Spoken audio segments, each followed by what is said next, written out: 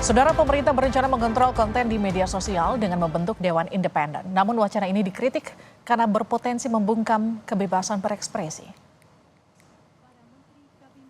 Kementerian Komunikasi dan Informatika berencana membentuk badan independen bernama Dewan Media Sosial. Badan ini bertujuan untuk mengawal kualitas tata kelola media sosial di Indonesia. Menurut Menkominfo Budi Aristiadi, Dewan Media Sosial bertugas memberi masukan atas kepantasan konten di ruang digital.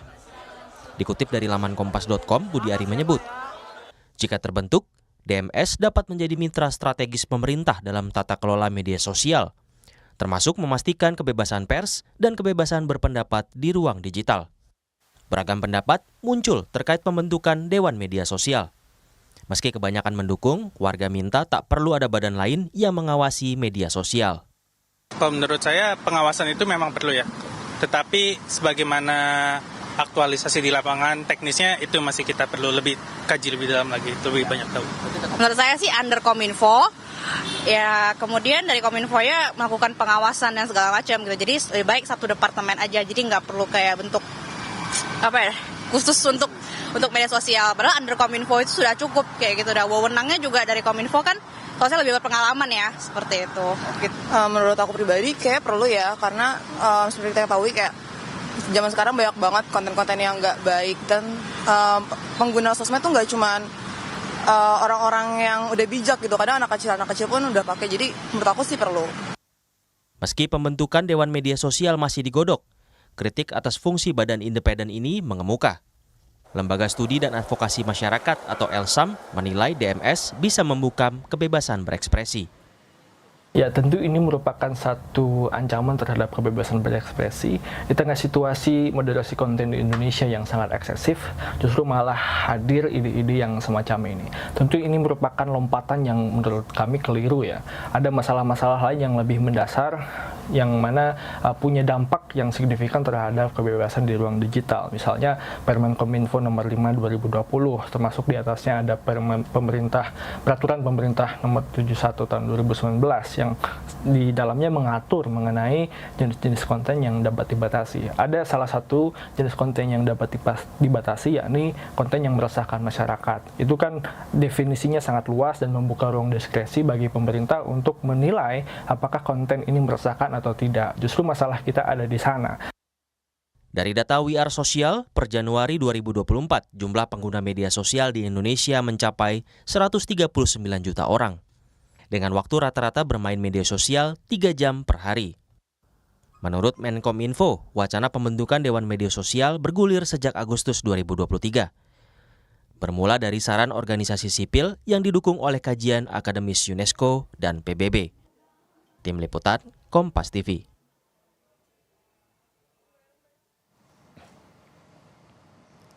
Saudara, sejauh mana Dewan Media Sosial efektif menjadi kontrol di ruang digital? Kita bahas bersama Usman Kansong, Dirjen Informasi dan Komunikasi Publik Kominfo. Pak Usman, selamat malam. Selamat malam.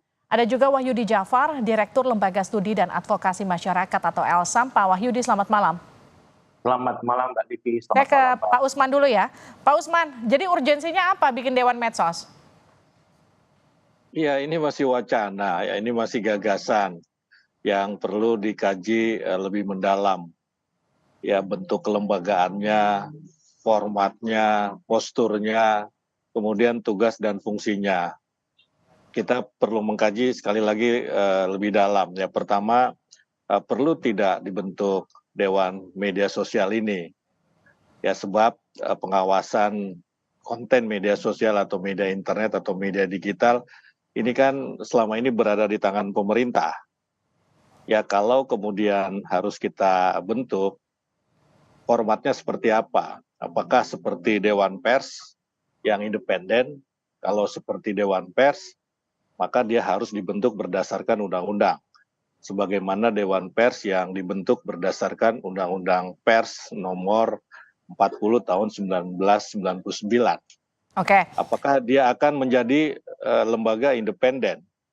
Kalau lembaga independen, apakah dia mampu mengawasi media sosial? Punyakah dia instrumen teknis dalam mengawasi media sosial? Baik, Pak Usman, maaf saya potong. Kalau sebentar dulu. kalau dia lembaga independen, ya apakah dia mampu berhadapan dengan giant tech, dengan produsen teknologi digital yang raksasa itu begitu. Ya hanya negara sebetulnya yang mampu menghadapi mereka untuk meregulasi mereka, ya untuk melegislasi mereka. Jadi ini yang masih perlu kajian lebih dalam begitu. Oke, Pak Usman, ini kan wacananya sempat muncul juga tahun lalu. Yang jadi pertanyaan gini, kenapa wacana ini kembali muncul pasca pesta demokrasi kemarin? Kenapa kemudian nggak digas dari tahun lalu aja kalau memang dirasa penting? Ya itu dia, ya yang namanya gagasan itu kan bisa muncul kapan saja ya.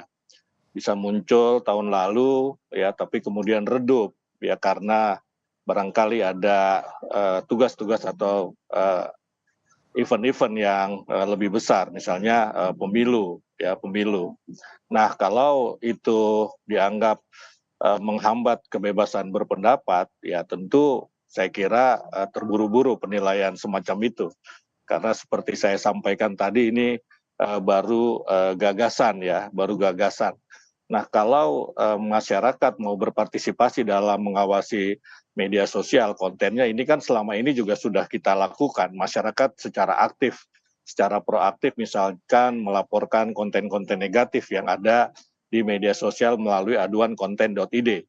Cuma persoalannya ini kan apakah masyarakat itu harus diorganisir, harus diorganisasi dalam satu dewan. Itu juga masih menjadi wacana begitu. Oke. Toh selama ini juga pengawasan juga dilakukan oleh teman-teman Elsam, teman-teman Mavindo misalnya, ataupun teman-teman Aji dan CSO lainnya. Baik. Begitu.